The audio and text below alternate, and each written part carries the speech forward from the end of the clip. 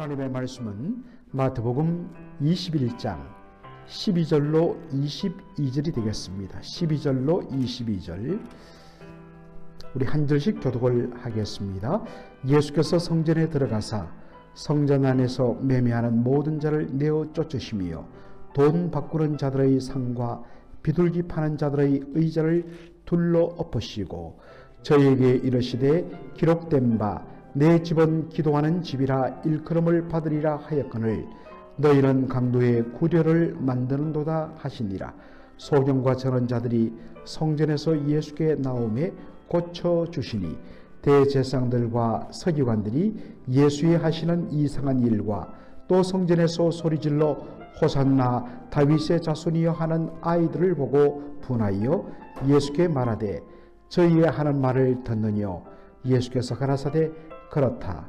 어린 아기와 젖먹이들의 입에서 나오는 찬미를 온전케 하셨나이다 함을 너희가 읽어본 일이 없느냐 하시고 그들을 떠나 성 밖으로 베다니에 가서 거기서 유하시니라. 이른 아침에 성으로 들어오실 때에 시장하신지라. 길가에 한 무화과 나무를 보시고 거리로 가서 잎사귀밖에 아무것도 얻지 못하시고 나무에게 이르시되 이제부터 영원토록 내게 열매가 맺지 못하리라 하시니 무화과 나무가 곧 말한지라. 제자들이 보고 이상히 여겨 가로되 무화과 나무가 어찌하여 곧 말랐나이까. 예수께서 대답하여 가라사대 내가 진실로 너희에게 이르노니 만일 너희가 믿음이 있고 의심치 아니하면 이 무화과 나무에게 된 이런 일만 할 뿐 아니라 이 산들어 들려 바다에 던지우라 하여도 될 것이요 너희가 기도할 때에 무엇이든지 믿고 구하는 것은 다 받으리라 하시니라. 아멘. 오늘 저는 성전의 회복이란 제목으로 본문을 가지고 말씀을 함께 나누고자 합니다. 예수님께서 이제 예루살렘에 입성하셔서 십자가에 못 박이기까지 한 주간을 예루살렘, 특별히 성전을 중심으로 그리고 또 저녁에는 이 베다니로 물러가셨다가 다시 성전에 나와서 말씀을 전하면서 대제사장들과 서기관들과 바리새인들과 논쟁하는 모습으로 한 주간이 채워집니다. 예수님께서 예루살렘에 입성하셔서 성전에 들어가셨을 때 아주 기막힌 장면을 보게 됩니다. 성전 안에 정말 매매하는 자들, 특별히 양과 비둘기, 그러한 것들을 매매하는 자들, 이것은 다 성전에서 바로 제사를, 희생제물을 드릴 때에 쓰여지는 그러한 것들입니다. 그리고 돈을 바꾸는 자들, 이러한 사람들로 시끌벅적했습니다. 이를 보신 예수님께서 그들을 내쫓으시고 분노하사 그들이 매매하던 그 상과 또 의자들을 다 내동댕이 치셨다 했습니다. 이것을 우리는 일명 성전 청결 사건이라고 그렇게 부릅니다. 이 말씀을 보면서 어떤 분들은 교회에서는 주일날 어떤 물건도 매매해서는 안 된다. 물론 당연히 그렇죠. 교회에 물건을 가지고 와서 주일날 펼쳐놓고 판매하는 그런 일은 옳지 않습니다. 그런데 이것을 극단적으로 적용해서 어떤 교회에서 특별히 어떤 부서가 어떤 바자회를 하거나 그러한 것도 되지 않는다. 심지어 교회에서 주일날 돈 받고 정심을 파는 것조차도 안 된다. 어떤 교회에서는 그렇게 교회 규모상 정심을 한 그릇에 1불씩 그렇게 받고 팔기도 하거든요. 그런 것조차도 안 된다라고 그렇게 적용을 하기도 합니다. 그렇다면 우리가 이렇게 한번 질문을 던져볼 필요가 있습니다. 성전에서는 그 어떤 것도 매매해서는 안 될까요? 사실 성전에서 혹은 성막에서 이러한 매매가 이루어지도록 허락하신 분은 하나님이십니다. 신명기 14장 22절 이하에 보면 백성들이 하나님 앞에 11조를 가지고 와서 드릴 때에 그들의 소득의 11조 그리고 그들의 소나 양이나 염소의 첫 새끼가 났을 때 이 첫 새끼는 하나님의 것이라 해서 하나님께 드리는데 그 먼 곳으로부터 이 이스라엘 각지로부터 그 소라든지 양이라든지 그 첫 새끼를 끌고 오다 보면 이 어린 것들이 먼 길에 손상을 입으면 하나님 앞에 드리는 것이 어렵고 또 끌고 오는 것이 매우 힘들기 때문에 그렇게 하지 말고 돈을 가지고 와서 바로 하나님의 성소에 이르면 그 앞에서 돈으로 주고 바로 소나 양의 어린 새끼를 사서 하나님의 전에 바치면 되도록 하는 그러한 배려를 해 두셨습니다. 또한 오늘 본문에 보니까 돈 바꾸는 자의 상을 엎으셨다고 그랬는데 아니 성전 앞에 무슨 돈이 필요하기 때문에 돈을 서로 바꾸어주는 그러한 테이블이 필요한가? 라고 생각이 쉽습니다. 출애굽기 30장에 보면 모든 유대인 남자들은 한 사람당 반세겔씩 성전세를 내도록 그렇게 되어 있습니다. 그렇게 해서 성전이 충당되고 성전을 운영하는 데 어려움 없도록 한 것입니다. 그런데 한 남성당 성전세로 내는 반세겔은 일반 돈이 아니라 일반 시장에서 유통되는 돈이 아니라 오직 성전에서 유통되는 아주 특별한 그런 돈입니다. 그렇기 때문에 성전에서 유통되는 반세겔로 돈을 바꿔야 하기 때문에 일반 돈과 성전에서 쓰이는 이 반세겔을 바꾸어주는 그러한 일이 필요했던 것입니다. 이러한 것들은 사람들이 하나님 앞에 예배를 드리고 제사를 드리는데 도와주는 수단인 것입니다. 필요합니다. 그러나 문제는 주객이 전도되어 버렸다는 것입니다. 본질과 수단이 뒤바뀌어 버렸다는 것입니다. 원래는 정말 사람들로 하여금 예배를 잘 드리고 하나님 앞에 나가도록 돕는 수단이 이제는 그것이 주인 노릇 해버린 것입니다. 그리고 성전을 책임지고 있는 대제사장 무리들은 그러한 제도를 통하여서 성전이 하나님 앞에 예배드리고 기도하는 만민의 집으로부터 정말 도둑의 소굴로 돈 버는 수단으로 그렇게 변질시키고 만 것입니다. 그래서 예수님이 책망한 것입니다. 이 말씀을 보면서 우리는 이 새벽에 우리 안에도 신앙의 본질과 신앙의 수단이 완전히 뒤바뀌어 버리고 그 객이 주인 노릇 해버리는 그러한 것이 없는지를 살펴볼 필요가 있습니다.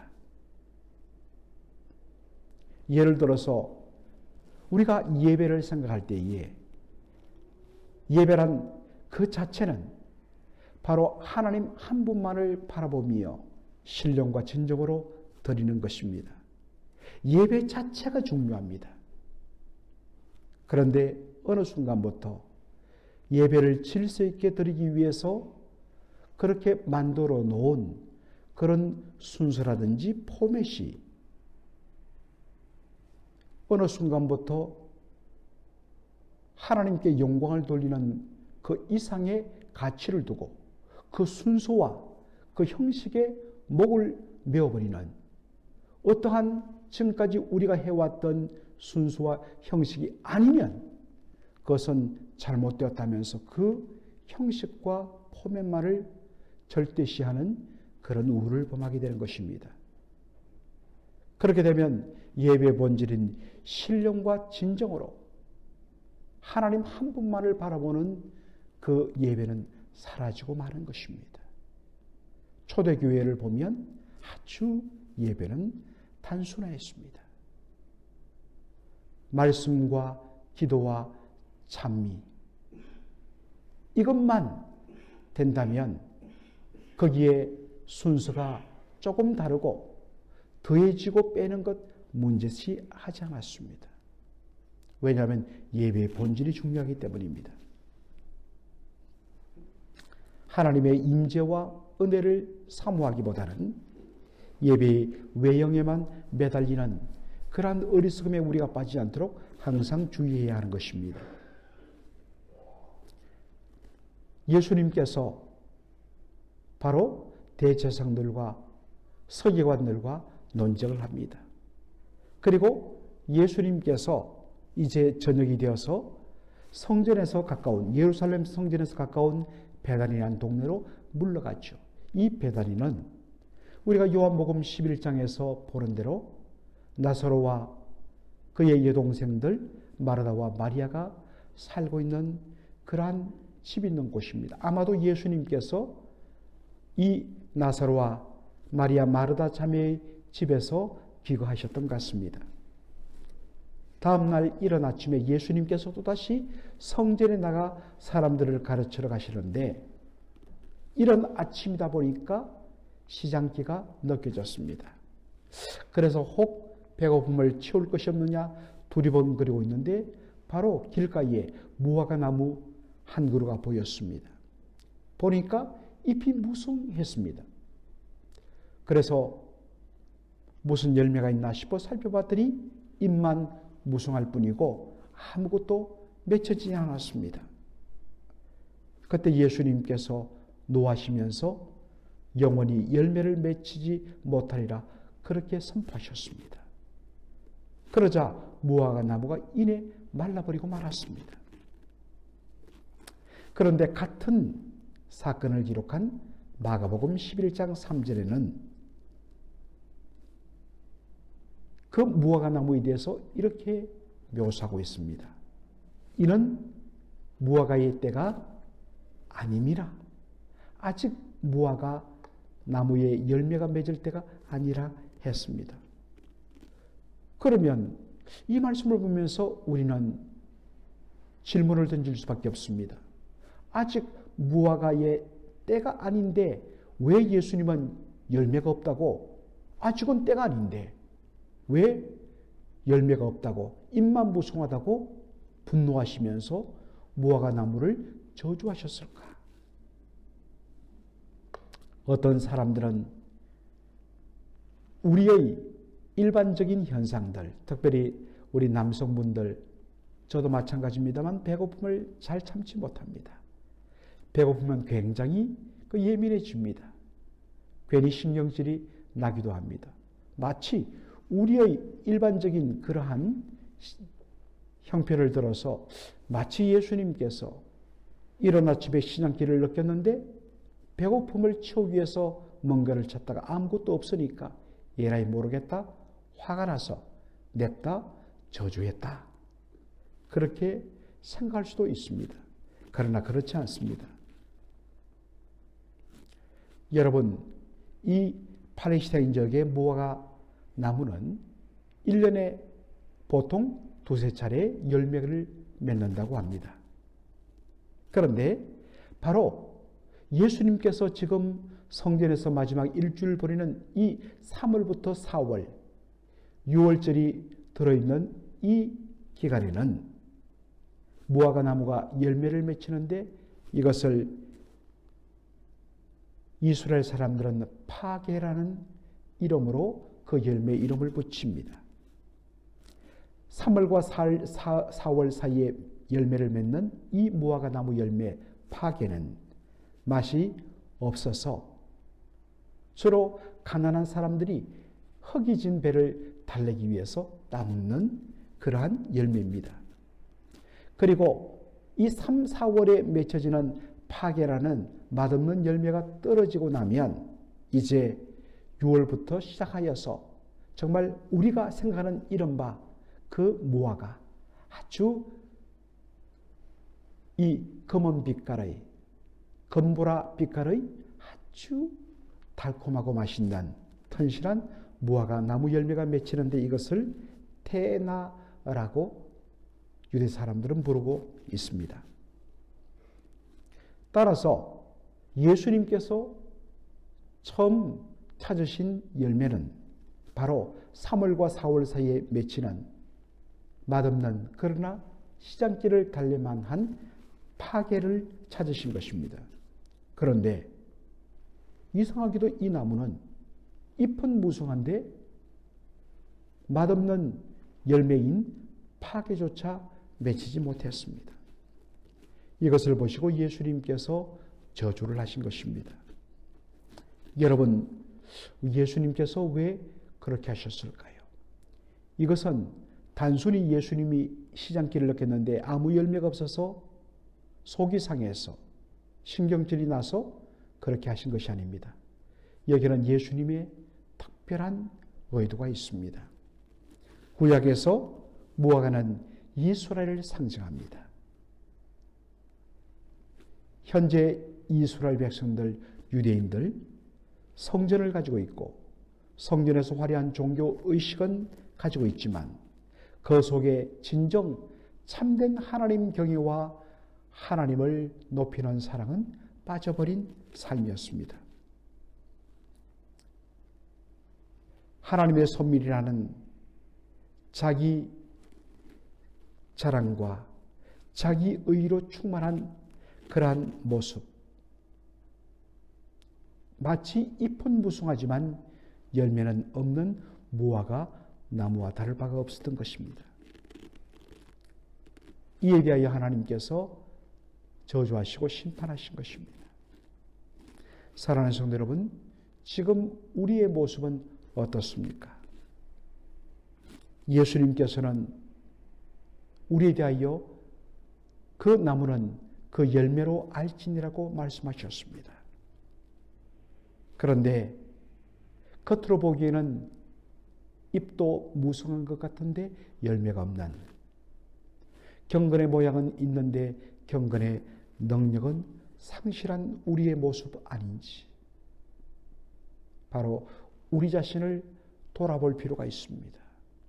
다시 우리의 예배를 돌아볼 필요가 있습니다. 우리가 예수 믿고 신앙생활 한다 하지만은 얼마나 정말 경건의 연습에 힘을 쓰는가, 얼마나 그리스도 예수를 아는 것과 믿는 일에 하나 되어서 그리스도의 장성한 분량이 충만한 데까지 이르도록 몸부림치는가. 그렇지 않고 그저 주일날 한번 예배드리며 정말 우리가 복장을 가지런히 하며 성경을 끼고 예배 드리러 오는 그 종교적인 행위로 만족해버린다면 그러한 우리의 모습을 보고 예수님 뭐라고 말씀하시겠습니까? 너희들은 잎만 무성하고 열매는 없는 무화과와 같다. 다시 한 번 더 이 말씀 앞에 우리 각자를, 다른 사람이 아닌 나 자신을 하나님 말씀 앞에 그 거울에 비추며 자신의 모습 속에 열매가 있는지 없는지를 확인하고 정말 주님 앞에 몸부림치는 저와 여러분의 삶이 되기를 주의 이름으로 축원합니다. 아멘. 살아계신 우리 아버지 하나님, 은혜와 사랑을 감사드립니다. 예수님께서 성전에 들어가셨을 때에 성전에는 하나님께 드리는 예배를 빙자하여서 그것으로 장사고 돈벌이 수단으로 바꾸어버린 성전을 지키는 대제사장들의 그 잘못된 행위에 대하여 예수님 분노하시며 다시 성전이 그 본질을 회복하도록 하기 위하여서 성전을 정결하게 만드신 예수님의 거룩한 분노를 저희들이 봅니다. 우리의 삶 속에 정말 성령께서 거하시는 하나님의 성전으로서 오직 하나님 한 분만을 높이며 하나님을 사랑하며 하나님을 경배하는 그 삶, 그것이 사라지고 껍데기만 외형만 남은 형식만 남은 저희들의 믿음의 생활이 아닌지 다시 한 번 더 확인하는 이 시간 되게 하여 주옵소서.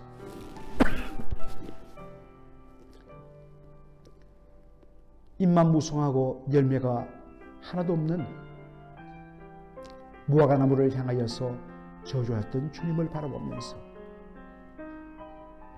만일 주님께서 지금 우리의 모습을 보고 계신다면 우리는 과연 주님 앞에 뭐라 판단을 받을 것인가? 우리에게도 정말 신앙의 화려함은 있지만은 열매 없는 그런 삶이 아닌지 다시 한 번 더 우리를 돌아보며 주님 앞에 열매 맺는 그러한 삶이 될 수 있도록 주 앞에 기도하며 몸부림치는 저희가 되게 하여 주시옵소서. 예수님의 이름으로 기도하옵나이다. 아멘.